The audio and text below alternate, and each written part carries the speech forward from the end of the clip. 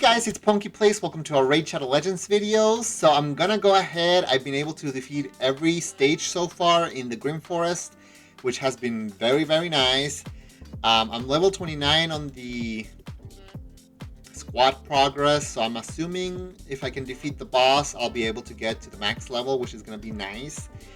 These are the curios that I'm currently holding. So this one decreases each enemy's resistance right now by 20%, which is great. This one right here is going to be able to place a poison cloud on my champions every 7th turn taken by an ally. This one decreases each enemy's attack by 3, 5, and 10%. This one decreases enemy's accuracy.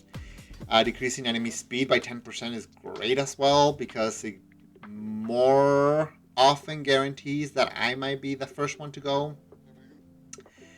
I might take the apple out, just I've been using it to get more Grim coins, but I don't know exactly what the boss does, so I don't know if maybe some of these other ones might be better.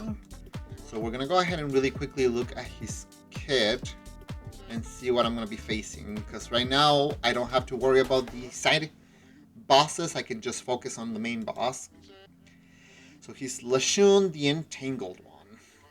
Blood Branch Bash. Attacks all enemies. The damage received by targets under Entangled debuffs is reduced by 50%, and has a 50% chance of placing a True Fear debuff on targets without an Entangled debuff for a turn.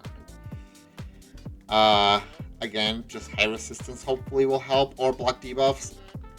Gloom Wrecker attacks all enemies. Before attacking, removes all debuffs from himself and removes all buffs from all enemies.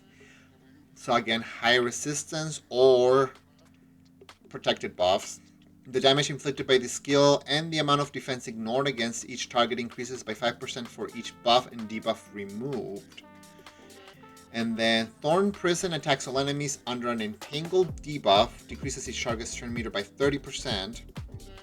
And then if there are no enemies under an Entangled debuff, attacks the enemy with the highest speed, places a protected Entangled debuff. This debuff cannot be evaded, redirected to another target, or resisted. This debuff will also ignore Stone Skin.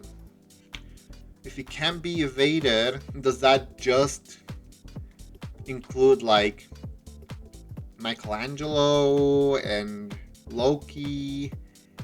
You know, the champions that can evade, or does that mean that it can be blocked?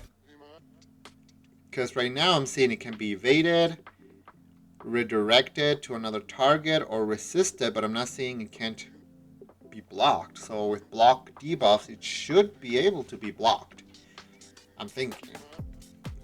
Sublimate Life places a protected Entangled debuff on the enemy with the highest speed.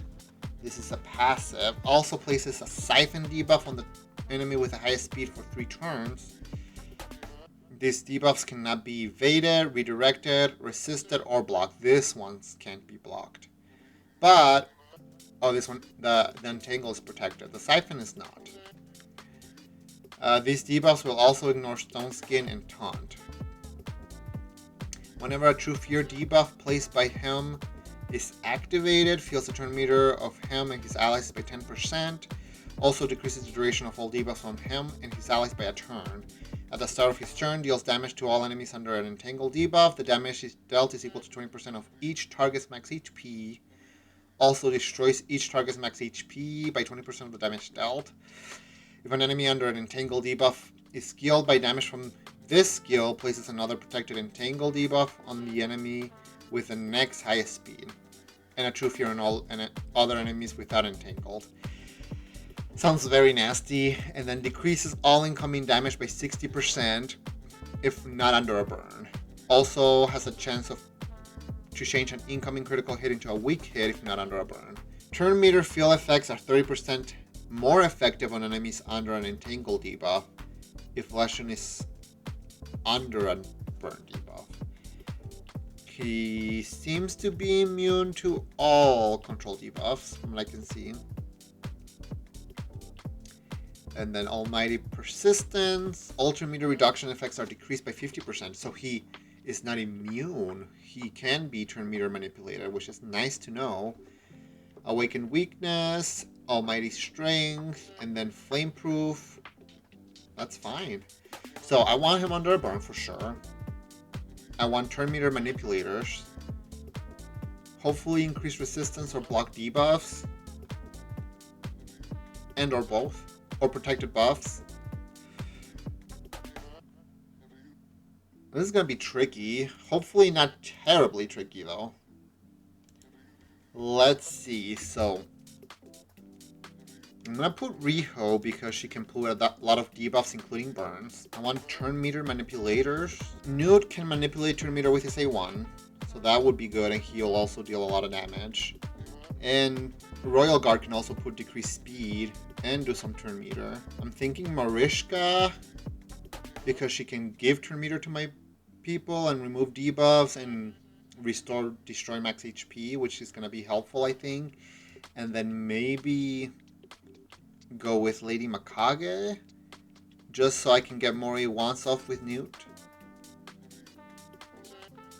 Maybe put Marishka as the lead for the extra speed.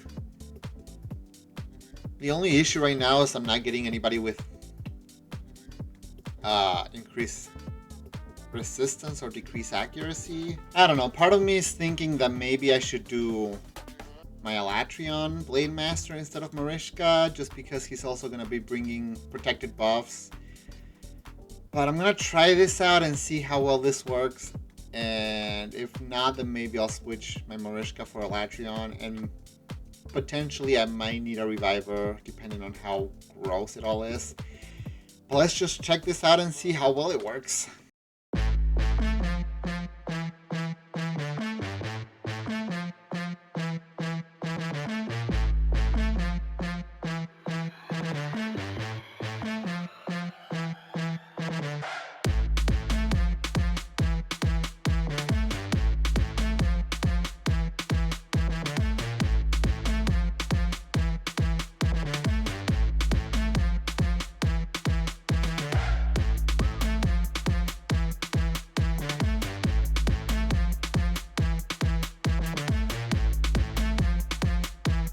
Awesome.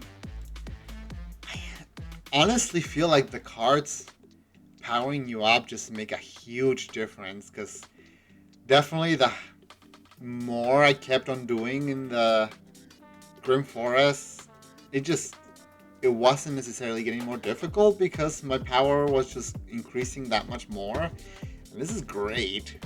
Getting 100 more Remnant summons is awesome.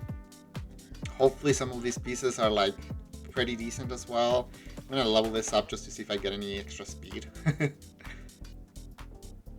Okay, probably could have been a better piece then. But yeah, no, that I'm not mad about the fact that that wasn't terribly difficult. And then this should have also, I believe, unlocked that one middle area, like I was saying. Let me see how true that is. Somewhere around here, I think. Okay, so here it is. Actually, it's a lot bigger than I was expecting it to be, too. Let me see. So you've got a Supreme Kale, a Supreme Elhine, and that's all the movements I can do for the day. Ooh, and you can get like a Mythic Tome. I'm assuming this metal area you just can get some really good rewards. Like, I wonder if that's a 4-star relic. What is it, promoting material? I don't know, but yeah, I mean, I could have definitely had some better turn meter manipulation on here, but for the most part that didn't turn out bad at all. I didn't really struggle. So hopefully you guys have been doing just as well as I have with the Grim Forest. I think it's been pretty fun so far. I've enjoyed all the rewards that come along with it and all of the, like, trying to figure out what's the best combinations of stuff. I've mostly been trying to focus on things that have speed as the main stat, or as one of the stats that you can get up, and then the other stuff, just whatever sounds best. Resistance and accuracy is really, really nice for those champions that are lacking a little bit to increase those. And then other than that, focusing, I think, honestly, defense and HP a little bit over attack, since not all champions are attack damage dealers. But yeah, I hope you guys have been enjoying watching me go through this, and hopefully, like I said, it's helped you guys out as well if you guys been struggling for any reason. But yeah, I will leave you guys at that. I'm not sure if there's any other like big difficult bosses that are gonna appear on here. I think it's mostly just gonna be like champion bosses, right? So that'll probably be it for the Grim Forest, for my covering at least of the Grim Forest. I definitely enjoyed it. I hope you guys enjoyed it too. Let me know what you guys want to see me do next. I am right now the Deck of Fates for the new champion. I forget what her name is. Hilvi the Rhyme Called is going on, and I do have a decent amount of soul stones. I only have like the small soul stones. I did buy some of the, what are they, the Eternal Soul Essences, because I had a 6-star Leonardo Soul available in the shop, so I went ahead and bought that a few days ago. So I don't have any of the large Eternal Soul Stones that I can buy, but I can buy some of the Immortal Soul Stones, so if I do need to buy that, I do plan on going ahead and buying some, because I want to go ahead and try and go for this champion with the Deck of Fates. So if you guys want to see me pull some Soul Stones, stay tuned for that. But that'll be it for today's video. I hope you guys enjoyed, and until the next video, guys, take care.